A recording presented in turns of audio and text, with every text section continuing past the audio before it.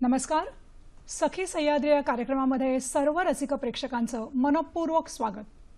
आज 4 मे. 4 मे हा दिवस आंतरराष्ट्रीय अग्निशमन दिवस म्हणून ओळखला जातो. स्वतःच्या जीवाची पर्वा न करता इतरांचा जीव वाचवणारे माणसं, साधन संपत्ती इतकंच काय तर तारांमध्ये अडकलेले कावळे आणि कबूतर यांची सुटका करण्यासाठी आपल्या प्रयत्नांची शर्थ करणारे आपले अग्निशमन दलाचे जवान. मंडळी, आजचा विषय आपल्या लक्षात आलेला असेलच. आजचा आपला विषय आहे अग्निसुरक्षा एक आव्हान. अग्निसुरक्षा म्हणजे नेमकं काय, किंवा आग लागल्यानंतर आपण नेमकी कोणती काळजी घ्यायची आहे, किंबहुना आग लागू नये म्हणून कोणत्या प्रकारची खबरदारी आपल्याला घेता येईल, या सर्व प्रश्नांची चर्चा करण्यासाठी आज आपण आपल्या स्टुडिओमध्ये आपल्या तज्ज्ञांना निमंत्रित केलेलं आहे. प्रथम आपण त्यांची ओळख करून घेऊया. आजच्या आपल्या तज्ज्ञ आहेत हर्षिणी कान्हेकर मॅडम. नमस्कार मॅडम. नमस्कार. सखी सह्याद्री या कार्यक्रमामध्ये आपलं मनपूर्वक स्वागत. धन्यवाद. मॅडम बद्दल सांगायचं झालं तर मॅडम या भारतातील पहिल्या महिला फायर ऑफिसर आहेत, फायर इंजिनियर आहेत. तसंच त्या ONGC या ठिकाणी काम करतायत. आणि मंडळी, तुम्हाला आठवत असेल तर 2005 या साली आपल्या सह्याद्री वाहिनीचा हिरकणी हा अतिशय मानाचा पुरस्कार त्यांना मिळालेला होता. त्यांनी ज्या कॉलेजमधनं शिक्षण घेतलं, सेफ्टी इंजिनिअरिंग फायर इंजिनिअरिंग कॉलेजमधनं, त्या कॉलेजमध्ये प्रशिक्षणासाठी दाखल झालेल्या भारतातील पहिल्या महिला प्रशिक्षणार्थी मॅडम होत्या. मॅडम, पुन्हा एकदा या कार्यक्रमामध्ये आपलं मनपूर्वक स्वागत. खूप खूप धन्यवाद. मंडळी, आजचा आपला विषय आहे अग्निसुरक्षा एक आव्हान.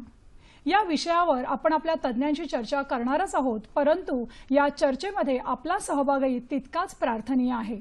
आणि म्हणूनच आमचे दूरध्वनी क्रमांक लगेचच टिपून घ्या. आमचे दूरध्वनी क्रमांक आहेत 24908050, 24988050. मुंबई बाहेरील प्रेक्षकांनी तसंच मोबाईल धारकांनी कृपया 022 हा कोड क्रमांक लावायचा. आणि नेहमीप्रमाणे आमच्या 2 महत्त्वाच्या सूचना. कृपया प्रश्न विचारताना आपल्या दूरदर्शन संचाचा आवाज कमी करायचा आहे, जेणेकरून आपला प्रश्न आमच्या तज्ज्ञांपर्यंत व्यवस्थितपणे येऊन पोहोचेल. आणि आजचा विषय आपल्याला कळलेलाच आहे, त्यामुळे आपले प्रश्न हे विषयाला अनुसरून असावेत अशी नम्र विनंती. मॅडम, चर्चेला सुरुवात करताना मला तुम्हाला पहिला प्रश्न असा विचारायचा आहे की आजचा दिवस जो आहे तो आंतरराष्ट्रीय अग्निशमन दिवस म्हणून आपण साजरा करतो. तर या दिवसाचं नेमकं औचित्य काय आहे, काय सांगाल तुम्ही याबाबत? सर्वप्रथम आपण हा दिवस साजरा करतो.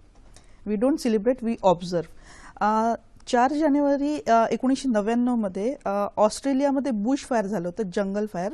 त्याच्यामध्ये 5 फायर फायटर्स करून अंत झाला होता. आणि त्यांना श्रद्धांजली म्हणून आणि एक संत फ्लोरियन म्हणून आहेत, जे युरोपियन कंट्रीजमध्ये खूप नावाजलेले आहेत. त्यांना फायर फायटर्स संत पण म्हणतात, सेंट फ्लोरियन. त्यांचा 4 मे हा दिवस असतो. म्हणून सगळ्या युरोपियन कंट्रीजकडनं एक मागणी आली की आपण 4 मे हा दिवस एक आंतरराष्ट्रीय फायर सर्व्हिसेस डे म्हणून आपण पाळण्यात यायला पाहिजे. आणि त्या निमित्ताने आपण जे शहीद झालेले फायर फायटर्स आहेत त्यांना श्रद्धांजली देऊ शकतो. आणि त्याचं एक सिम्बॉल असं आहे की एक रिबिन आहे रेड आणि ब्लू कलरचं या शेपमध्ये. तर त्याचं सिम्बॉलिकली असं दाखवण्यात येतं की रेड आणि ब्लू, लाल रंग हा फायरसाठी आहे आणि ब्लू कलर हा पाण्यासाठी आहे. म्हणजे फायर फायटर्सचं ते सिम्बॉलिकरण आहे. आणि त्याच्यानंतर अजून एक, त्या दिवशी मे महिन्याच्या पहिल्या रविवारी दुपारी 30 सेकंदासाठी सगळ्या फायर टेंडर्स जे पण व्हेकल्स आहेत, फायर व्हेकल्सचे सायरन वाजवले जातात 30 सेकंदासाठी. आणि त्याच्यानंतर 1 मिनिटाचं मौन पाळला जातो सगळ्या फायर फायटर्सला श्रद्धांजली देण्यासाठी. ही युरोपियन कंट्रीजमध्ये प्रथा आहे. आणि मला अजून याच्यात सांगावंसं वाटेल की आपला भारताचा राष्ट्रीय फायर सर्व्हिसेस डे 14 एप्रिलला पाळण्यात येतो. 14 एप्रिल 1944ला मुंबई डॉकयार्डमध्ये एक मोठा फायर झाला होता शिपमध्ये. आणि 1200 टन तिथे दारू गोळा होता आणि खूप मोठा फायर होता. तिथे 66 फायर फायटर्स शहीद झाले होते. त्या निमित्ताने त्या दिवसाला आपल्या भारतामध्ये राष्ट्रीय अग्निशमन दिवस आणि फॉलोड बाय 1 वीक म्हणजे राष्ट्रीय अग्निशमन सप्ताह म्हणून पाळण्यात येतो आणि लोकांना त्या पूर्ण आठवड्यामध्ये अवेअरनेसचे प्रोग्राम्स करण्यात येतात. म्हणजे हा दिवस साजरा केला जात नाही, तर पाळला जातो. खूप चांगली माहिती मॅडम तुम्ही आम्हाला दिलीत. मॅडम, फायर सेफ्टी किंवा अग्निसुरक्षा आपण जे म्हणतो, नेमकं काय आहे याच्यामध्ये, अंतर्भूत काय आहे? फायर सेफ्टी किंवा फायर फायटिंग जे टर्म आहे, म्हणजे सगळ्यांना फक्त एवढं वाटतं की म्हणजे फायर फायटर्स जे आहेत ते म्हणजे फक्त आग लागल्यावर त्यांचा अलार्म वाजतो आणि ते फायरची रेड गाडी घेऊन जातात आणि फायर फायटिंग करतात. तो एक पार्ट झाला. आणि पण फायटर्सला फक्त फायर फायटिंग हाच एक काम नसतं आणि त्याच्या व्यतिरिक्त जसं ड्राउनिंग रेस्क्यू असतात, कोणी पाण्यामध्ये डुबलेले आहेत त्यांना काढणं किंवा कुठे बिल्डिंग कोलॅप्स झालेलं आहे वगैरे असे वेगवेगळ्या टाईपचे कॉल्स किंवा ॲनिमल रेस्क्यू वगैरे. तर हे म्हणजे फक्त फायर फायटिंग न करता ॲनिमल रेस्क्यू, ड्राउनिंग रेस्क्यू असे बरेचसे कार्य त्याच्यामध्ये अंतर्भूत आहे. मॅडम, तुम्ही ज्या क्षेत्रामध्ये आता काम करताय ते क्षेत्र साधारणपणे एक पुरुषप्रधान क्षेत्र म्हणून ओळखलं जातं आणि या क्षेत्रामध्ये येण्याचा हा धाडसी निर्णय तुम्ही ज्यावेळेला घेतलात त्यावेळेला तुमच्या कुटुंबियांची नेमकी प्रतिक्रिया कशी होती किंवा जनमानसाकडनं एकंदर प्रतिसाद कसा मिळाला? सगळेजण खूप शॉक्ड होते माझ्या घरी आणि सगळीकडे की कारण खूप मोठी घटना होती की नॅशनल फायर सर्व्हिस कॉलेजमध्ये माझं सिलेक्शन झालं होतं आणि मी पहिली महिला स्टुडंट बनणार होती त्या कॉलेजची. तर एकंदरीत म्हणजे शॉकिंग न्यूज होती. पण एक माझ्या घरच्यांना माहित होतं की मला युनिफॉर्म सर्व्हिसेसमध्ये जायचं आहे आणि खूप पॅशन होतं मला. तर स्टार्टिंगला थोडा विचार केला की मुलांचं कॉलेज आहे, याच्यानंतर जॉब ऑपॉर्च्युनिटीज कशा आहेत नाही आहेत, म्हणजे अवेअरनेस नव्हता त्या फील्डबद्दल, म्हणून थोडा विचार करायला वेळ घेतला. पण त्यांनी मला डोळे झाकून परमिशन दिली आणि तसंच जनसामान्यांनी पण मला खूप सपोर्ट केला. So I am very thankful to them. तुमच्या घरामध्ये अशी काही पार्श्वभूमी होती का किंवा या फील्डमध्ये कोणी काम करत होतं का की जेणेकरून तुम्हाला या फील्डविषयी थोडंसं आकर्षण होतं, असं काही? अजिबात नाही. दूरपर्यंत कोणीच नाही आहेत या फील्डमधले. माझे बाबा सिव्हिल इंजिनियर, भाऊ मेकॅनिकल इंजिनिअरिंगचं आमच्या घरी बॅकग्राऊंड आहे. आणि जेव्हा मी एनसीसी जॉईन केलं होतं, एनसीसी जॉईन केल्यावर जेव्हा मी युनिफॉर्म घातलेले ऑफिसर्स बघितले, ब्लू युनिफॉर्म, त्यांचं विंग किंवा आर्मीचे खाकी युनिफॉर्म वगैरे, तेव्हाच मनात एक धारणा केली होती की मला युनिफॉर्म फील्डमध्ये जायचं आहे आणि मी त्यासाठी आर्म फोर्सेसमध्ये ट्राय करत होते. आणि फॉर्च्युनेटली मला या कॉलेजबद्दल कळलं. पण माझ्या घरी याचं बॅकग्राऊंड अजिबात नव्हतं. खरंच मॅडम, म्हणजे ह्या युनिफॉर्मचं आकर्षण जनसामान्यांना अतिशय जास्त असतं. पण हा धाडसी निर्णय जो तुम्ही घेतलात ना, तो प्रत्येकजण घेऊ शकत नाही, ही थोडीशी खंत मला वाटते. मॅडम, तुम्ही ज्या नागपूरला ज्या कॉलेजमध्ये फायर इंजिनिअरिंग कॉलेजमध्ये शिक्षण घेतलात, तर त्या ठिकाणी महिलांना जे प्रशिक्षण दिलं जातं ते पुरुषांना दिलेल्या प्रशिक्षणापेक्षा थोडंसं वेगळं असतं का? कशा प्रकारचं स्वरूप कसं आहे त्या प्रशिक्षणाचं एकंदर? अजिबात काहीच फरक नाही आहे. सेम म्हणजे एकदम न्यूट्रल वातावरण आहे तिथे. म्हणजे जे मुलांना जे प्रशिक्षण दिले तेच आमच्यासाठी पण होतं. म्हणजे काहीच त्याच्यात डिस्क्रिमिनेशन कुठलंच नव्हतं. म्हणजे जे मुलं करायचे तेच आम्ही पण करायचो. तर एकदम न्यूट्रल वातावरण होतं. म्हणजे सगळ्या ठिकाणी महिला अगदी हिरिरीने कार्यरत आहेत असं आपल्याला म्हणावं लागेल. एकदम. मॅडम, पहिला आपल्याला कार्यक्रमामध्ये फोन येतोय. प्रमोद वेदविख्यात बोलतायत नाशिकहून. नमस्कार, मी नाशिकहून बोलतो. नमस्कार सर, बोला. मान्यवर अभिनंदन करतो. हिरकणी पुरस्कार मिळालेला महिला आहेत त्या आणि खूप आनंद वाटतो त्यांनी इतकी कामगिरी केलेली आहे. आणि माझा प्रश्न असा आहे की सर्वसाधारण गृहिणी आणि आम्ही जे कॉमन पीपल असतो आम्ही घरात काय काळजी दक्षता घेते, म्हणजे की आग लागू नये वगैरे, कधी कधी गॅसचा सिलेंडरचा स्फोट होतो, तर ते मार्गदर्शन केलं तर बरं सर्वसाधारण लोकांना. धन्यवाद सर. आणि त्यांचा प्रश्न असा होता की किचनमध्ये साधारणपणे आपण जेव्हा कामं करतो त्यावेळेला जास्तीत जास्त विजेच्या उपकरणांचा आपला संपर्क येतो. तर अशा वेळेला समजा शॉर्ट सर्किट झालं किंवा काही कोणती आपत्ती झाली तर घरातल्या गृहिणीने नेमकी कोणती उपाययोजना करणं गरजेचं आहे, काय सांगाल तुम्ही? नक्की.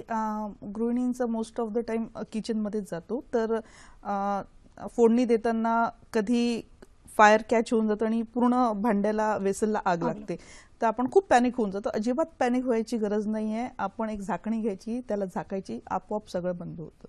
ठीक आहे. आणि आपल्याला चौफेर राहावं लागेल. आता आपण इतके सारे इलेक्ट्रॉनिक्स इक्विपमेंट्स यूज करतो, तर आपल्याला चौफेर राहणं खूप जरुरी आहे, कारण आपण गिझर कुठे ऑन करून चालले गेलो किंवा इस्त्री कुठे ऑन करून सुरू करून आपण कुठे चालले गेलो, तर आपल्याला खूप जास्त चौफेर अवेअरनेस राहण्याची खूप गरज आहे. ठीक आहे, जसं एका सॉकेटमध्ये आपण खूप सारे प्लग्स लावून आपण त्याला ओव्हरलोड करू शकत नाही. ते केल्याने फायर लागायची चान्सेस असतात आणि most of the time electrical fire होत असतात. आणि जेव्हा आपल्याला असं वाटतं की LPG म्हणजे आपलं जे गॅस सिलेंडर आहे घरी तिथे लीक होते, म्हणजे त्याला एक पेंजंट स्मेल असतं, आपल्याला जेव्हा असं थोडं कळलं की गॅस लीक होतोय, सगळ्यात पहिले जाऊन त्याचं नॉब बंद करायचं, दरवाजा खिडकी वगैरे सगळं ओपन करायचं आणि इव्हॅक्युएट व्हायचं सगळ्यात पहिले. कारण तिथे किती गॅस अॅक्युम्युलेट झालेला आहे आणि किती नाही त्याची आपल्याला आपण कॅल्क्युलेट करू शकत नाही. म्हणून सगळ्यात पहिले ते नॉब बंद करून दारं खिडक्या ओपन करून आणि अजिबात लाईट स्विच आपले फॅन आणि लाईट्स वगैरे ऑन नाही करायचे आणि इव्हॅक्युएट करायचं आणि फायर ब्रिगेडला कॉल करायचं अशा प्रकारे. आणि जेव्हा समजा कुठल्या इलेक्ट्रिकल पॅनलला आग लागलेली आहे, आपण मेन स्विच बंद करायचं, आपण तिथे पोहोचू शकत नाही, आपल्याकडे कुठलं फायर एक्सटिंग्विशर नाही आहे, तर एक कापड घ्यायचं, त्याला ओलं करायचं आणि त्याला त्याच्यावर फेकायचं. हे असे आपण उपाय करू शकतो. नक्कीच मॅडमने सांगितलेल्या सगळ्या सूचनांचा आज गृहिणी ज्या ऐकतायत त्या सगळ्या सूचनांचं पालन करणार आहेत. मॅडम, कार्यक्रमामध्ये आपल्याला पुढचा फोन येतोय. रवींद्र कुडाळकर बोलतायत पुण्याहून. बोला रवींद्रजी. नमस्कार मॅडम. नमस्कार. माझे 2 प्रश्न आहेत. पहिला प्रश्न माझा असा आहे की झोपडपट्टी, कामगार वसाहत किंवा दाट लोकवस्ती असलेला भाग यामध्ये अग्नी सुरक्षेसंबंधी काय दक्षता प्रत्येक नागरिकाने घ्यावी, हा पहिला प्रश्न. दुसरा प्रश्न माझा असा आहे की अग्नी सुरक्षा सेवा क्षेत्रामध्ये करिअर म्हणून काय काय कशा संधी आहेत त्याकडे कसं पाहावं, आणि महिला अधिकारी म्हणून आपले काही अनुभवही मला ऐकायला आवडेल की एखादा अविस्मरणीय अनुभव ज्याचं तुम्हाला समाधान मिळालं असा. धन्यवाद. नक्कीच सर, धन्यवाद प्रश्न विचारल्याबद्दल. मॅडम, सरांनी पहिला प्रश्न असा विचारला होता की काही ठिकाणं अशी असतात की जास्त गर्दीची असतात. अगदी उदाहरण द्यायचं झालं तर मॉल म्हणा किंवा शाळा किंवा झोपडपट्टीसारखा एरिया जो आहे जिकडे जास्त गर्दी असते लोकांची, तर अशा ठिकाणी जर एखादी आपत्ती झाली किंवा आग लागली तर तिकडच्या ठिकाणी कोणत्या प्रकारची उपाययोजना करता येते? नक्की. माझ्या लाईफचा पहिला जो फायर कॉल होता तो दिल्लीला एका झोपडपट्टीमध्ये आग लागली. झोपडपट्टीमध्ये एका LPG सिलेंडरला आग लागली होती. कंजस्टेड एरिया असतो, LPG सिलेंडर खूप हजार्डस गोष्ट असते, तर सगळ्यात पहिले त्याला मोकळ्या जागेत आणून त्याला, म्हणजे मी तो एक एक्सपिरियन्स सांगते, त्याला मी मोकळ्या जागेत आणून त्याला मी जेट फायर न देता स्प्रे फायरने त्याला, कारण ती तापलेली बॉडी असते मेटलची, तर आम्ही त्याला स्प्रे फायरने वगैरे, आणि तो माझ्यासाठी फर्स्ट एक्सपिरियन्स होता. आणि जसं तुम्ही बोलले गर्दीची जागा, झोपडपट्टीमध्ये कमी जागा असते किंवा मॉलमध्ये लोकांची गर्दी असते, स्कूलमध्ये लोकांची गर्दी असते. सगळ्यात पहिले कुठली पण आपदा आली, कुठलं पण इमर्जन्सी सिच्युएशन आली, तुम्हाला न्यूज मिळाली की कुठेतरी फायर झाले किंवा शॉर्ट सर्किट झालेलं आहे, फायर होण्याचे चान्सेस आहे, सगळ्यात पहिले तुम्हाला इन्फॉर्मेशन द्यायची आहे आणि तुम्हाला स्वतःचं रेस्क्यू पण करायचं आहे. ठीक आहे, म्हणजे सगळ्यात पहिले तुम्ही इव्हॅक्युएशन तुम्हाला करायचं नाही, ते करता करता तुम्हाला जे पण कंट्रोल रूमचा जर तुम्हाला नंबर माहिती आहे त्या रिस्पेक्टिव्ह बिल्डिंगचा किंवा नियर बाय तुमच्याकडे कुठलाच नंबर नाही, तुम्ही डायरेक्ट फायर ब्रिगेडला फोन करू शकता की इथे असं चान्सेस आहे की इथे आग लागू शकते किंवा आग लागलेली आहे, आणि तुम्हाला ती जागा इव्हॅक्युएट करायची. आणि प्रत्येक मोठ्या अशा बिल्डिंगमध्ये एक रिस्पेक्टिव्ह असेंब्ली पॉईंट बनलेला असतो. कुठलीही आपदा झाली असल्यावर जेव्हा आपण इव्हॅक्युएट करतो एक असेंब्ली एरिया असतो, तिथे जाऊन तुम्हाला उभं राहायचं असतं. तर सगळ्यात पहिले you have to give information to others, की दुसरे पण लोक अलर्ट झाले पाहिजे आणि त्यांनी पण इव्हॅक्युएट केलं पाहिजे. आणि सगळ्यात पहिले आपल्याला इव्हॅक्युएट सेफ जागी जाऊन उभं राहायचं असतं, that is assembly point. Madam, रवींद्रजींच्या दुसऱ्या आणि तिसऱ्या प्रश्नाचं उत्तर आपण देणारच आहोत. तत्पूर्वी दूरध्वनीद्वारे आपण जोडले जात आहोत मिलिंद कुमार देशमुख यांच्याशी. ते नॅशनल असोसिएशन ऑफ फायर इन्स्टिट्यूटचे प्रेसिडेंट म्हणून काम करतायत. नमस्कार सर. नमस्कार. सखी सह्याद्री या कार्यक्रमामध्ये आपलं मनपूर्वक स्वागत. धन्यवाद. सर, मला तुम्हाला असं विचारायचं आहे की या क्षेत्रामध्ये महिलांचा जास्तीत जास्त सहभाग होण्यासाठी शासनाकडनं नेमके कोणते प्रयत्न केले जात आहेत? आपण म्हणतोय की प्रत्येक क्षेत्रामध्ये महिला आज पुरुषांच्या खांद्याला खांदा भिडवून उभी आहे, तर या क्षेत्रामध्ये हा सहभाग जास्त करायचा असेल तर काय करता येईल आपल्याला, सांगू शकाल? बऱ्याच गोष्टी करता येणाऱ्या आहेत. त्यातली सगळ्यात पहिली गोष्ट म्हणजे आपलं जे राष्ट्रीय अग्निशमन सेवा महाविद्यालय आहे नागपूरमध्ये. हॅलो, हा बोला सर. राष्ट्रीय अग्निशमन सेवा महाविद्यालय जे आहे, जिथून आता जे आजचे तुमचे जे पाहुणे कलाकार आहेत त्यांनी जो कोर्स केलेला आहे, तर त्या कॉलेजचा आता विकास फार मोठ्या प्रमाणात झालेला आहे. त्या कॉलेजला जवळजवळ 40 एकर जागा मिळालेली आहे आणि तिथे महिलांना प्रशिक्षणाची उत्तम सोय करणं गरजेचं आहे. त्याच्याकरता जो काही स्टाफ वगैरे लागेल तो भारत सरकारने देणं अभिप्रेत आहे. आणि प्रशिक्षणाचा जो सगळ्यात पहिला मुद्दा आहे की जसं त्या आज ज्या मॅडम आलेल्या आहेत त्यांनी ज्या परिस्थितीमध्ये कोर्स केला ते मी माझ्या डोळ्यांनी पाहिलेलं आहे. कदाचित त्यांना आठवणार नाही कारण मी व्हिजिटिंग फॅकल्टी वगैरे म्हणून बाकीच्या कोर्सेसला जात होतो. तर 1 किंवा 2 महिला आणि बाकीच्या सगळ्या तिथे प्रशिक्षण घेत होते. तर त्यांचं कौतुक आहे की त्यांनी तरी तो पाठ्यक्रम पूर्ण केला 3-3.5 वर्षाचा. अशाच प्रकारचा पाठ्यक्रम तिथे त्या महाविद्यालयामध्ये चालू करणं गरजेचं आहे. दुसरं, राज्य स्तरावरती राज्य अग्निशमन अकादमी मी माझ्या काळामध्ये संचालक असताना प्रस्थापित झालेली आहे आणि तिथे महिलांना प्रशिक्षण देण्याकरता म्हणून आपण आणखीन जागेची मागणी केली होती. ती जागेची मागणी पण पूर्ण झालेली आहे. तर तिथे आपण महिलांना पाठ्यक्रम सुरू करणं गरजेचं आहे. पण हे सगळे पाठ्यक्रम वगैरे सुरू व्हायला जो काही कालावधी लागेल तोपर्यंत महिलांना मोटिवेट करून या प्रोफेशनमध्ये कसं आणायचं त्याच्याकरता 3 गोष्टी प्रामुख्यानं करता येणार क्या. जसं मुंबई, दिल्ली, चेन्नई म्हणजे तमिळनाडू फायर सर्व्हिसमध्ये ऑलरेडी महिला आता यायला लागलेल्या आहेत. तर महिलांचा सुरुवातीला जोपर्यंत प्रशिक्षणाचा प्रश्न आहे तोपर्यंत महिलांना फील्डवरचे फायर फायटरचं जो काम आहे ते तर त्यांनी करावं, परंतु त्याच्या व्यतिरिक्त जे नियंत्रण कक्ष आहे, कमांड सेंटर आहे, अशा प्रकारची कामं त्या खूप चांगल्या प्रकारे हाताळू शकतात. कम्युनिकेशन गॅप्स राहणार नाहीत, त्यामुळे रिस्पॉन्स टाइम सर्व्हिसेस चांगला राहील. त्याच्याशिवाय दुसरी महत्वाची जबाबदारी आहे की अग्निशमन सेवेमध्ये एकच अधिकारी आग विझवायचंही काम करतो, तोच फायर प्रिव्हेन्शनचं म्हणजे फायर एनओसी वगैरे देण्याचं काम करतो, त्याच्यानंतर तो ऍडमिनिस्ट्रेटिव्ह काम करतो, तो ह्युमन रिसोर्सेस डेव्हलपमेंटचं काम करतो. ही एक डेव्हलपिंग कंट्री म्हणून आतापर्यंत ते ठीक होतं. सगळ्या प्रगत देशामध्ये अशी परिस्थिती नाहीये. फॉर एक्झाम्पल तुम्ही न्यूयॉर्क घ्या, लंडन फायर ब्रिगेड घ्या, त्यांचं स्वतःचा फायर प्रिव्हेन्शन ब्युरो आहे आणि फायर प्रिव्हेन्शन ब्युरोमध्ये जी फायर अप्रुव्हल्स द्यावी लागतात त्याच्यामध्ये विविध प्रकारच्या इंजिनिअरिंग फॅकल्टीमधले लोक लागतात, इलेक्ट्रिकल इंजिनियर्स लागतात, इलेक्ट्रॉनिक इंजिनियर्स लागतात, मेकॅनिकल लागतात, सिव्हिल लागतात, फायर इंजिनियर्स लागतात. तर अशा प्रकारचे महिला घेऊन त्यांना त्याचं ओरिएंटेशन देऊन सगळं जे फायर प्रिव्हेन्शनचं जे काम आहे, ज्याला फायर एनओसी जो फायर अप्रुव्हल आपण म्हणतो, त्याचा जो विंग वेगळा तयार करून त्याच्यामध्ये मॅक्झिमम महिलांना आपल्याला सामावून घेणं शक्य आहे आणि ते काम महिला खूप प्रामाणिकपणे करू शकतील असा माझा स्वतःचा आत्मविश्वास आहे. आणि एखाद्या इमारतीला जर एखाद्या अप्रुव्हल देतानाच जर काही गडबडी झाल्या असतील किंवा ते प्रामाणिकपणे दिलं गेलं नसेल तर मला वाटतं खूप म्हणजे आगीही लागतात, त्याच्यामध्ये खूप लोकांचे जीवही बळी पडतात. तर त्याच्याकरता महिलांना त्या कक्षामध्ये सामावून घेणं, फायर प्रिव्हेन्शन ब्युरो आपण ज्याला म्हणतो किंवा विंग म्हणू, तर तशा प्रकारचं एक स्टेप आपल्याला घ्यायची गरज आहे. आणि तिसरा झाला तो ऑपरेशनल फायर फायटिंग मध्ये एखादं फायर स्टेशन त्याच्यामध्ये स्टेशन ऑफिसर पासून ते फायरमन पर्यंत सगळं अग्निशमन केंद्र हे महिलांनीच जर मॅनेज केलं तर मला वाटतं ते एक आदर्श अग्निशमन केंद्र त्या इतर अग्निशमन केंद्राबरोबर त्याची स्पर्धात्मक अशी आपल्याला आखणी करता येईल आणि अशा प्रकारे आपल्याला त्याच्यामध्ये मोटिवेशन देता येईल. चौथं एक काम महिला चांगलं करू शकतात ते म्हणजे प्रत्येक अग्निशमन सेवेमध्ये ज्या इमारती लागतात किंवा जी वाहनं लागतात त्याचं लाईफ खूप जास्त असतं. सर्व्हिसेस कुठलीही सेवा घेतली तुम्ही, खाजगी असो नाही तर सरकारी असो, सेवेची इफिशियन्सी ही अवलंबून असते तिथल्या मनुष्यबळावर, ह्युमन रिसोर्सेसवर. आणि ह्युमन रिसोर्स मॅनेजमेंटचं काम महिला जास्त चांगल्या प्रकारे करू शकतात.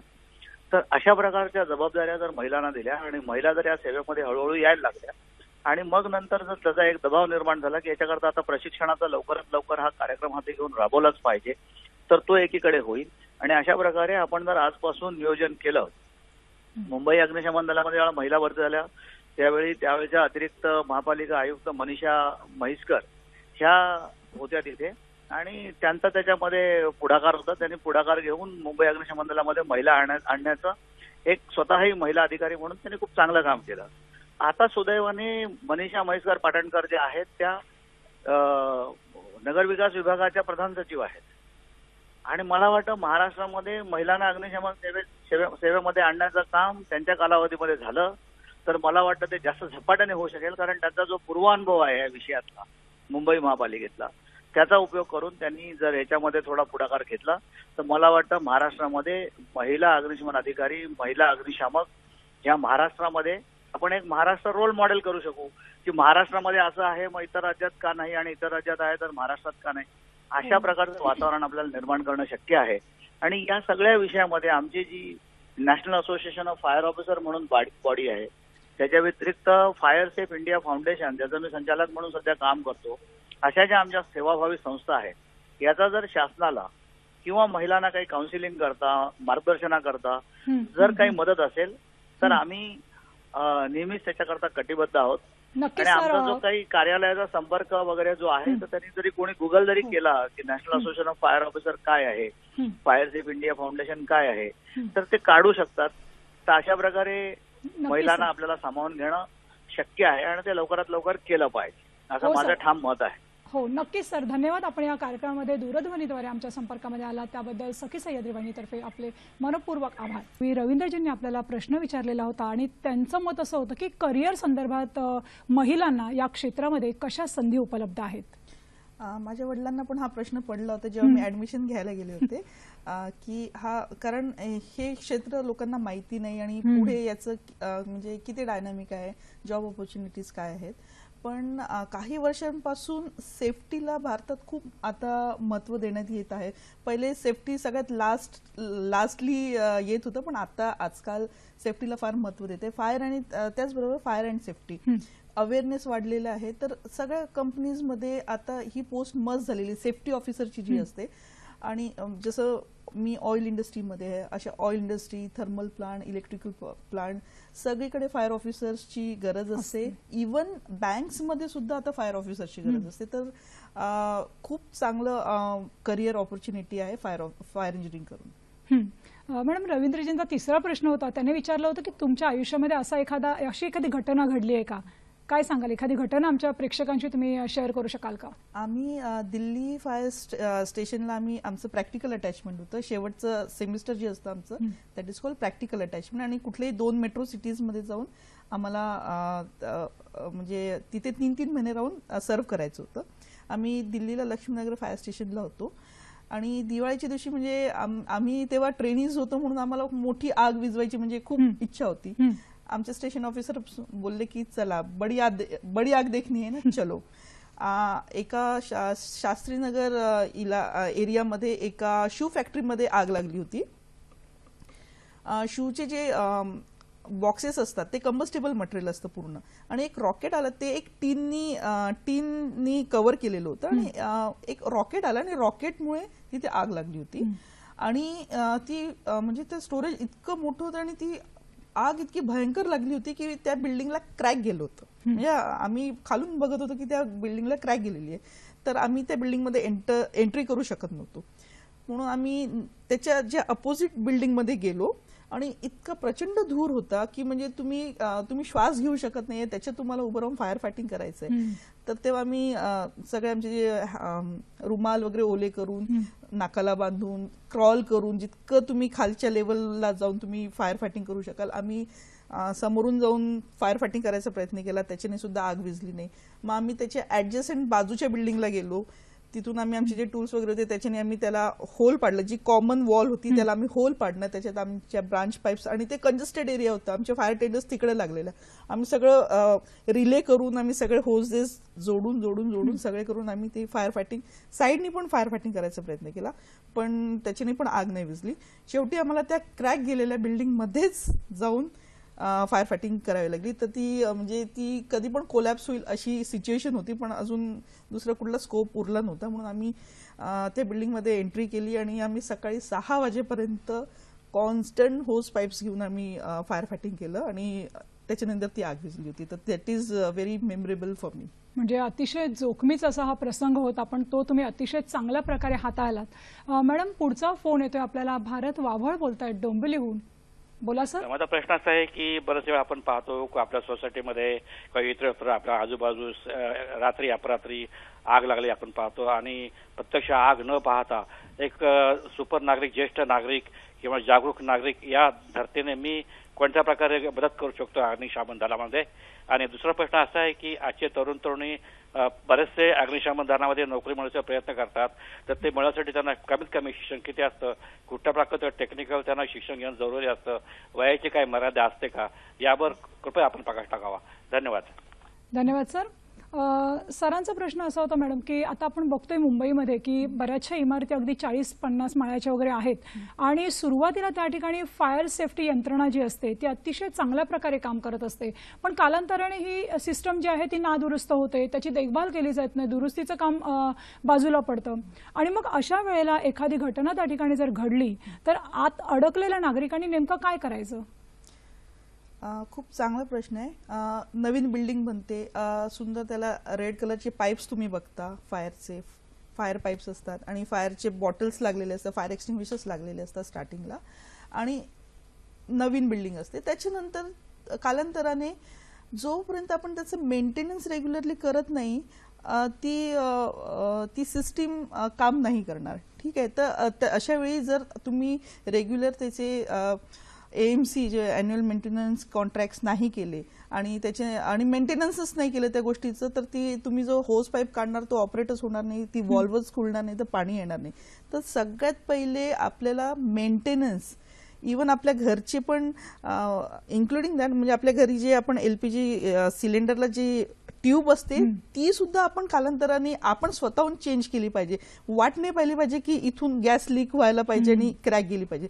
तर व्हेरी फर्स्ट थिंग मेंटेनन्स या गोष्टींचं खूप जरुरी आहे. आणि तुम्ही जसं हायराईज बिल्डिंगचं सांगितलं, हायराईज बिल्डिंग बांधतानाच पॅसिव्ह काही पॉइंट्स बनवतात, जसं रेफ्युज एरिया बनवतात. म्हणजे हायराईज बिल्डिंग मध्ये समजा तुम्हाला रेस्क्यू करायचं आणि तुम्हाला एका ठिकाणी यायचं, तुम्ही डायरेक्ट खाली जाऊ शकत नाही, पण तुम्हाला आसरा घ्यायचा आहे कुठे, तर काही ठरलेल्या फ्लोअर्सवर असा रेफ्युज एरिया बनलेला असतो जिथे जेणेकरून त्या 3-4 फ्लोअरची लोक येऊन तिथे अक्युमुलेट होऊ शकतात.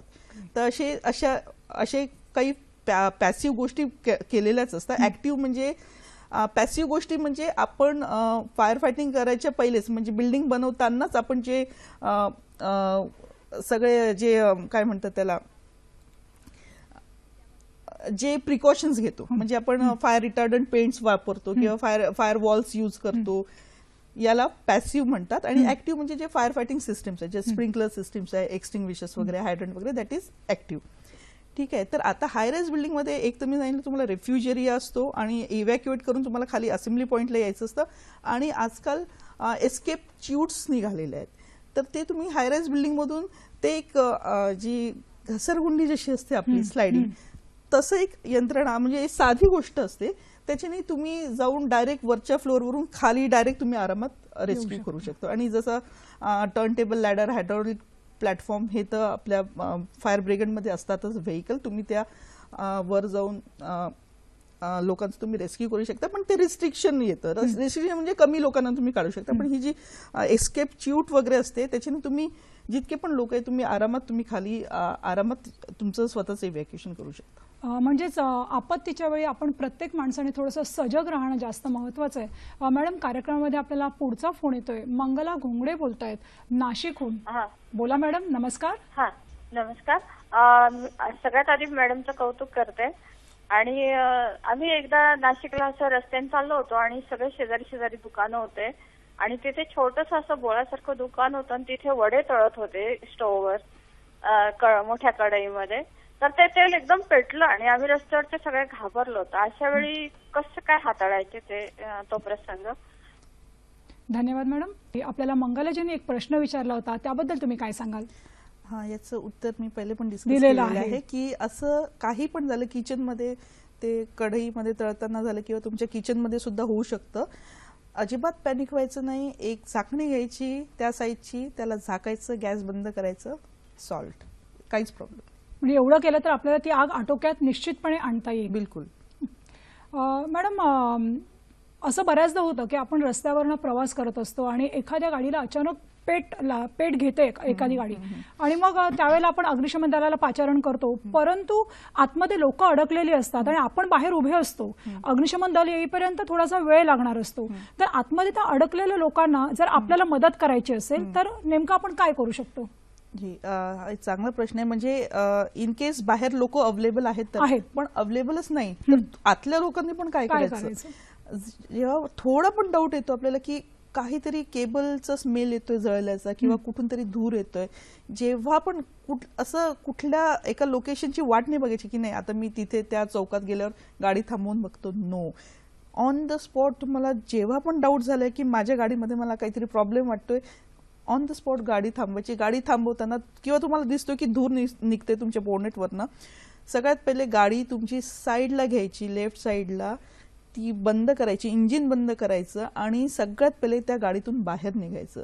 दिस इज द फर्स्ट स्टेप. आणि कधीच बोनटला जाऊन बोनटच्या समोर जाऊन उभं नाही राहायचं आणि स्वतः फायर फायटिंग करण्यापेक्षा 101ला पाचारण करायचं. आणि इन केस तुम्ही फसलेले आहे, सेंट्रल लॉकमध्ये काहीतरी प्रॉब्लेम झाला आहे, तर जी तुमचे हेडरेस्ट असते कारमध्ये, जी आपली सीट असते त्याला जी हेडरेस्ट लागलेली असते सीट, त्याला जे 2 रॉड असतात ते निघतात, ते पोर्टेबल असतात. तर ते त्याच्यासाठीच पोर्टेबल असतात, फिक्स नसतात. कारण इन केस ऑफ इमर्जन्सी ते सीटचं हेडरेस्टचा पार्ट काढून तुम्ही त्या रॉडनी काच फोडून बाहेर येऊ शकता. तर ते त्याच पर्पजसाठी दिलेले असतात. तर इन केस तुम्ही आत अडकलेले आहात तर गाडी बंद करून ते सीटचं हेडरेस्ट पार्ट काढून त्या रॉडनी तुम्ही ती काच फोडून स्वतःला गाडीच्या बाहेर काढायचं आणि दूर जाऊन उभं राहायचं. म्हणजेच आपण इथे जास्तीत जास्त सतर्क राहणं, थोडा वेळ पण वाट न पाहता लगेचच कोणतीतरी ऍक्शन घेणं या ठिकाणी खूप महत्वाचं आहे. मॅडम, मुंबईमध्ये बऱ्याचशा इमारती ज्या आहेत त्या उंच आहेत आणि अगदी काचेच्या वगैरे इमारती आपण आता बघतो की जिथे पाईप सिस्टमच अवेलेबल नाही आज, आणि मग अगदी वरच्या मजल्यावर आग लागली तर ती आग विझवण्यासाठी आज अत्याधुनिक सुविधा काही आहेत का किंवा इक्विपमेंट्स काही आहेत का? जसं ज्या शहरांमध्ये हायराईज बिल्डिंग्स आहेत, हायराईज बिल्डिंग म्हणजे 15 मीटरपेक्षा ज्या उंच असतात त्यांना हायराईज बिल्डिंग म्हणतात. तशा बिल्डिंगसाठी त्या फायर ब्रिगेड्समध्ये हायड्रोलिक प्लॅटफॉर्म आणि टर्न टेबल लॅडर सारख्या गाड्या असतात ज्याला ते लॅडर्स लागलेले असते आणि तुम्ही जाऊन ते हाय राईज बिल्डिंगमध्ये जाऊन ते पूर्ण लॅडर ओपन करून वर जाऊन तुम्ही होज घेऊन तुम्ही फायर फायटिंग पण करू शकता आणि रेस्क्यू पण करू शकता. आणि मी अजून एक जे तुम्हाला सांगितलं होतं रेस्क्यू च्यूट्स निघाले आहेत आजकाल, ते तुम्ही डायरेक्ट वर लावून तुम्ही सगळ्या लोकांचे तुम्ही खाली ग्राउंड फ्लोअरला तुम्ही इव्हॅक्युएशन करू शकता. मॅडम, आम्हाला असं कळलंय की तुम्ही अग्निसुरक्षेबाबत बरीच व्याख्याने देता. काल तुमचं बोरुडीला व्याख्यान देखील होतं. तर ही जी व्याख्यानं तुम्ही देता ती तुमच्या कामाचा भाग आहे का एक सोशल कॉज किंवा सोशल अवेअरनेससाठी तुम्ही करता? Of course this is a social cause. कारण या कॉलेजबद्दल, नॅशनल फायर सर्व्हिस कॉलेज नागपूरमध्ये जे आहे ते पूर्ण आशिया खंडातलं एकमेव कॉलेज आहे आणि आतापर्यंत लोकांना हे माहिती नाही, खूप कमी लोकांना याची जाणकारी आहे आणि या कोर्सबद्दल माहिती नाही आणि हे पण नाही माहिती की मुलींनी सुद्धा या कॉलेजमध्ये आता ऍडमिशन घेणं सुरू केलेलं आहे. यासाठी म्हणजे लोकांना ते अवेअरनेस यावं याच्यासाठी मी अशा प्रोग्राम्समध्ये जात असते आणि अवेअरनेस वाढवत असते लोकांचं की असं एक कॉलेज आहे आणि कुठलंच कॉलेज किंवा कुठलाही कोर्स कोणत्याही जेंडरची मक्तेदारी नसतं. पुस्तकं सगळेजण वाचू शकतात. तर आता या कोर्समध्ये BE फायरचा जो कोर्स आहे, माझ्यानंतर अजून एक मुलगी आली, त्याच्यानंतर आता 2015 मध्ये नवीन सिलेबसनी हा कोर्स सुरू झालेला आहे आणि त्या बॅचमध्ये 6 मुली आलेल्या आहेत. त्याच्या सेकंड बॅचमध्ये 6 पेक्षाही जास्त मुली आलेल्या आहेत. तर आता मुली या क्षेत्राकडे वळत आहेत, मला खूप आनंद होते त्या गोष्टी. नक्कीच मॅडम, तुमच्याकडनं प्रेरणा घेऊन अधिकाधिक मुली या क्षेत्राकडे अतिशय यशस्वी रीतीने वळणार आहेत, यामध्ये कोणतीच शंका नाहीये. मॅडम, ज्यावेळेला एखादी घटना घडते किंवा एखाद्या ठिकाणी आग लागते त्यावेळेला आम्ही एक सर्वसामान्य माणसं काय करतो तर 101 नंबर डायल करतो आणि त्या ठिकाणी घटनेची माहिती देतो आणि मग अग्निशमन दलाचा बंब यायला साधारणपणे 5-10 मिनिटाचा वेळ लागतो. तर फोन केल्यापासून तो बंब ते आगीची गाडी येईपर्यंत जो काही काळ असतो त्यामध्ये ही यंत्रणा नेमकी कशी कार्य करते? नक्की. एक कंट्रोल रूम, एका शहराचं एक मेन कंट्रोल रूम बनलेलं असतं. त्याच्यात 101 चे सगळे कॉल तिथे रिसिव्ह होतात आणि ती जी कंट्रोल रूम आहे ती बाकी सगळे जे पण फायर स्टेशन्स आहेत त्या शहरातले त्याच्याशी कनेक्टेड असते. आणि तो पहिला जसं बोरिवलीमध्ये फायर झालेला आहे, पण तो 101 म्हणजे तो डायरेक्ट बोरिवलीला जाणार नाही, तो सेंट्रल कंट्रोल रूमला जाणार आणि ते लोक तो कॉल बोरिवलीला डायव्हर्ट करणार. त्या एरियाचा आहे म्हणणं. आणि मग त्याच्यामुळे मग बोरिवली फायर स्टेशनला त्याची इन्फॉर्मेशन मिळते आणि ते लोक ती आग विझवायला जातात. तर अशाप्रमाणे एक सेंट्रल रूम असते, सेंट्रल कंट्रोल रूम असते, तिथून ते सगळे कॉल्स एरिया वाईज डिस्ट्रीब्यूट होतात. म्हणजे हे सगळं करण्याचं काम कंट्रोल रूम कडनं मॅनेज केलं जातं.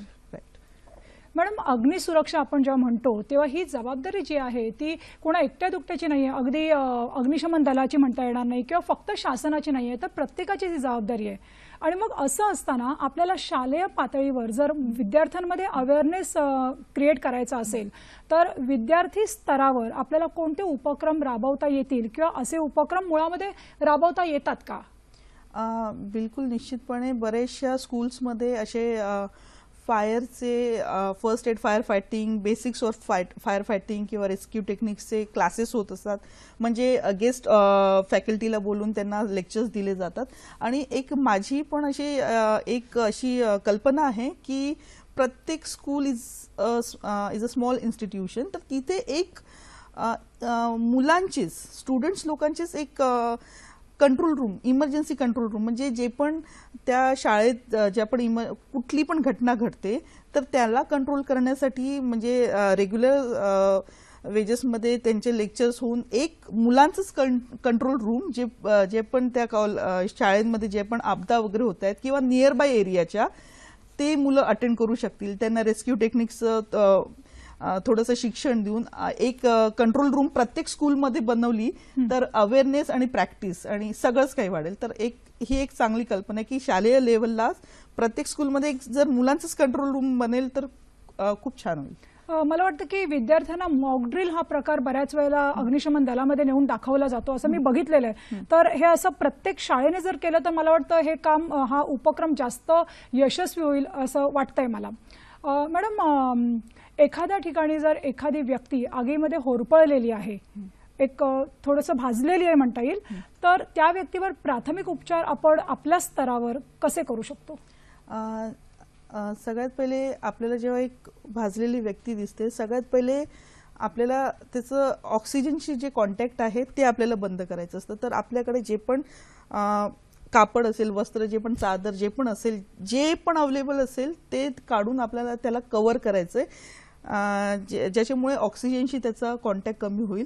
आणि त्याला जे अँटीशॉक सोल्युशन्स वगैरे असतात ते द्यायचे नाही, डायरेक्ट त्यांना फर्स्ट एड मेडिकल ऑफिसरकडे द्यायचं. सगळ्यात पहिले त्यांची बॉडी कव्हर केली पाहिजे जेणेकरून ऑक्सिजनशी संपर्क कट ऑफ झाला पाहिजे.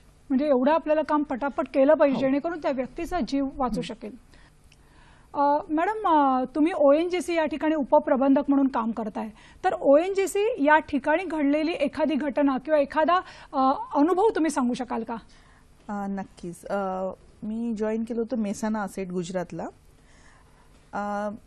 ऑइल इंडस्ट्रीमध्ये सगळ्यात मोठा हजार्ड फायर असतोच, कारण कुठल्याही क्षणी कुठल्याही एका ठिणगीमुळे सगळं उद्ध्वस्त होऊ शकतं आणि असं झालेलं सुद्धा आहे. तर मी ऑनशोअरमध्ये होती, गुजरातला होते, तेव्हा तिथे अजून एक फायर सारखाच एक सगळ्यात मोठा हजार्ड असतो. ऑइल इंडस्ट्रीला ब्लोआउट म्हणतात. ब्लोआउट म्हणजे जेव्हा आपण ऑइल डिग करत असतो, जेव्हा आपण तेलाची विहीर खणत असतो, तेव्हा काही जे आतले फोर्सेस जेव्हा डिसबॅलन्स होतात तेव्हा आतले वस्तू बाहेर येतात. म्हणजे वस्तू म्हणजे ते पाणी पण येऊ शकतं, फ्ल्यू गॅसेस पण येऊ शकतात आणि ऑइल सुद्धा येऊ शकतं. तर असे बरेचसे इन्सिडेन्सेस झालेले आहेत पूर्वी. पण मी जेव्हा तिथे होते तेव्हा बलोल 45 या वेलला एक ब्लोआउट झाला होता. फॉर्च्युनेटली तो वॉटर ब्लोआउट होता आणि तो कंटिन्यू 2 महिने चालला. म्हणजे 2 महिने आम्ही सगळेजण सगळे कामं सोडून, म्हणजे 7-8 ठिकाणून पाणी बाहेर येत होतं आणि ते बंदच होत नव्हतं. तर आणि ती खूप मोठी आपदा होती. म्हणजे सगळ्यांच्या शेतामध्ये हे झालं होतं, सगळं गाव जमा झालं होतं, फॉरेन एक्सपर्ट्सला बोलवलं होतं आणि त्यावेळेस आम्हाला खूप काही शिकायला मिळालं. आणि ते जेव्हा त्याचे सेल्फ फ्लो जेव्हा कमी होतं, जेव्हा सेल्फ प्रेशर जेव्हा कमी होतं, तेव्हा ते आपोआप कमी होतं आणि इव्हन आमचे जे एफर्ट्स असतात त्याच्यामुळे. तर तो एक मोठा एक्सपिरियन्स होता माझ्यासाठी. 4 वर्षामध्ये मी तिथे 4 ब्लोआउट्स अटेंड केले होते. असे फ्ल्यू गॅसेस पण बाहेर येत होते आणि त्यांना तुम्ही कंट्रोल करू शकत नाही. म्हणजे खूप, आणि त्या दौरांमध्ये कुठलाही अजून मोठं डिझास्टर होऊ शकतं. त्या फ्ल्यू गॅसेसला आग लागून पूर्ण उद्ध्वस्त होऊ शकतं वगैरे. आणि त्यावेळी खूप सतर्क राहावं लागतं आणि तुम्हाला तुमच्या मॅनपॉवरला घेऊन चालावं लागतं आणि प्रॉपर डिप्लॉयमेंट ऑफ जॉब, की कोणाला कुठलं काम दिलं पाहिजे, ते पण एक खूप मोठं काम असतं. तर तो एक्सपिरियन्स मला नेहमी आठवणीत राहील, कारण आम्ही कंटिन्यू 2 महिने आम्ही फील्डमध्ये काम केलं होतं. म्हणजे 2 महिन्याच्या अथक परिश्रमानंतर तुम्ही ही आग किंवा हा जो प्रसंग होता तो आटोक्यात आणलेला होता. मॅडम, आम्ही असं ऐकलं की एखाद्या बिल्डिंगमध्ये जोपर्यंत फायर सिस्टम व्यवस्थित बसवली जात नाही तोपर्यंत त्या बिल्डिंगला ओसीच दिली जात नाही. तर यामध्ये किती तथ्य आहे आणि तंतोतंत या नियमाचं पालन होतं का? ज्या हायरेज बिल्डिंग्स असतात त्यांना म्हणजे दर 3 वर्षांनी ऑडिट होत असतं आणि आता ते ओसी म्हटलं जात नाही. त्याच्यासाठी जे ऑक्युपेंट्स असतात किंवा जी पण सोसायटी असते ते दरवर्षी आमची सिस्टीम व्यवस्थित आहे याचं सर्टिफिकेशन म्हणजे जमा करत असतं, सबमिट करत असतं. ते सगळं आपण ऑनलाईन चेक करू शकतो. आणि जे गव्हर्नमेंटचं जे ऑडिट होत असतं ते एव्हरी 3 इयर्समध्ये होत असतं आणि नंतर आणि रॅन्डम चेक सुद्धा होऊ शकतं. तर ते आता ओसी वगैरे हा प्रकार, एनओसी वगैरे हा प्रकार राहिलेला नाही. तुम्ही ऑनलाईन ते चेक करू शकता. म्हणजे एवढं सगळं केलं जातं, तंतोतंत या नियमांचं पालन केलं जातंय.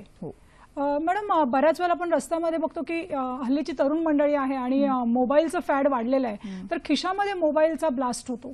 तर त्या क्षणाला आपण काय करायचं? आपल्याला नेहमी सतर्क राहायचंय, कारण कशामुळे होतो ब्लास्ट? जेव्हा बॅटरी खूप जास्त तुम्ही ओव्हरचार्ज वगैरे करता, तिचा साईज चेंज होतो, त्याच्यामध्ये त्याचे इंडिकेशन्स पण येतात की तुमचा फोन खूप लवकर गरम होतो, हिटिंग जास्त होतं. तर तेव्हाच तुम्ही ऍक्शन घेतली पाहिजे की नाही, माझं हिटिंग जास्त होतंय किंवा काहीतरी प्रॉब्लेम आहे, आपण बॅटरी तुरंत चेंज केली पाहिजे. पण नाही, आपण जोपर्यंत ऍक्सिडेंट होत नाही आपण वाट बघतो. तर सगळ्यात पहिले कुठल्या डेस्टिनेशनची वाट न बघता जेव्हा आपल्याला कळतंय की इथे काहीतरी प्रॉब्लेम सुरू झालेला आहे, आपण तेव्हाच त्याला एंड केलं पाहिजे. म्हणजे अगदी मोठ्या आपत्तीपर्यंत पोहोचेपर्यंत आपण थांबायचं नाहीये. तर सुरुवातीला ज्यावेळेला शंकेची पाल मनामध्ये चुकचुकते त्याच वेळेला आपल्याला ऍक्शन घ्यायची. बरोबर. मॅडम, खरं तर आजची आपली चर्चा जी आहे ती अतिशय सुंदर पद्धतीने उत्तरोत्तर रंगते, परंतु कार्यक्रमामध्ये फार कमी अवधी उरलेला आहे. त्यामुळे जाता जाता आपल्या महिला वर्गाला तुम्ही काय संदेश द्याल? मला हेच सांगायला आवडेल की नॅशनल फायर सर्व्हिस कॉलेजमध्ये नागपूरला मी ऍडमिशन घेतली होती हर्षिनी कान्हेकर म्हणून. पण त्या कॉलेजमध्ये पाय ठेवल्यानंतर माझ्यासाठी एक जबाबदारी बनली होती की मी पूर्ण महिला वर्गाला रिप्रेझेंट करत होते. म्हणजे मी हर्षिनी कान्हेकर उरलीच नव्हती, I was representing womens only. तर ही माझ्यासाठी खूप मोठी जिम्मेदारी होती आणि मी ती खूप मेहनतीने पूर्ण केली. आणि हे फील्ड खूप डायनॅमिक आहे आणि मी पहिले पण बोलले की कुठलंच फील्ड कुठल्याच जेंडरचं मक्तेदारी नसतं. जसं आता एअरफोर्सनी मागच्या वर्षीपासून फायटर प्लेन्स मुली उडवू शकतात. म्हणजे याच्यापूर्वी त्यांच्यात कॅपॅबिलिटी नव्हती असं अजिबात नाहीये. तर पॉलिसी उशिरा बनली, तर पॉलिसी उशिरा बनते ते पण मुलींमध्ये काही कमी आहे याच्यामुळे ते करू शकत नाही, ही एकदम चुकीची गोष्ट आहे. आणि कुठलंच पुस्तक मेल किंवा फिमेलसाठी बनलं नसतं, पुस्तक असतं, सगळेजण वाचू शकतात. तर मला हेच सांगावंसं वाटेल की it's a very very dynamic field आणि जास्तीत जास्त मुलींनी या फील्डमध्ये आलं पाहिजे. आणि पुरुष क्षेत्र जे आता याला म्हटलं जातं ते मी लवकरात लवकर मला हे कमी करण्याचा प्रयत्न करायचा आहे आणि I am waiting for that day. नक्कीच मॅडम, तुमचं सकारात्मक जे बोलणं आहे ते आमच्या महिला प्रेक्षक बघतायत, ऐकतायत आणि नक्कीच त्यावर काम करतील. मंडळी, आज या ठिकाणी आपल्या कान्हेकर मॅडम आल्या आणि त्यांनी अतिशय मोलाचं असं मार्गदर्शन आपल्याला केलेलं आहे. आणि अग्निसुरक्षा ही कुणा एकट्या दुकट्याची जबाबदारी नाही आहे, तर प्रत्येक नागरिकाचं ते एक नैतिक कर्तव्य आहे. कसा वाटला आमचा कार्यक्रम? आपल्या प्रतिक्रिया आमच्यापर्यंत नक्की पोहोचवा. त्यासाठी आमचा पत्ता लिहून घ्या. www.facebook.com/sakhisayadri.dd आणि आमचा ईमेल आय डी आहे sakhisayadri@gmail.com. आमचा यूट्यूब पत्ता आहे www.youtube.com/sakhisayadri. मॅडम, या ठिकाणी तुम्ही आलात आणि आमच्या प्रेक्षकांना अतिशय सुंदर असं मार्गदर्शन केलं, त्याबद्दल सखी सह्याद्री वाहिनीतर्फे तुमचे मनपूर्वक आभार. Thank you so much. धन्यवाद. तर मंडळी, कसा वाटला आमचा कार्यक्रम? पुन्हा भेटूया एका नव्या विषयासह. तोपर्यंत पाहत राहा सखी सह्याद्री.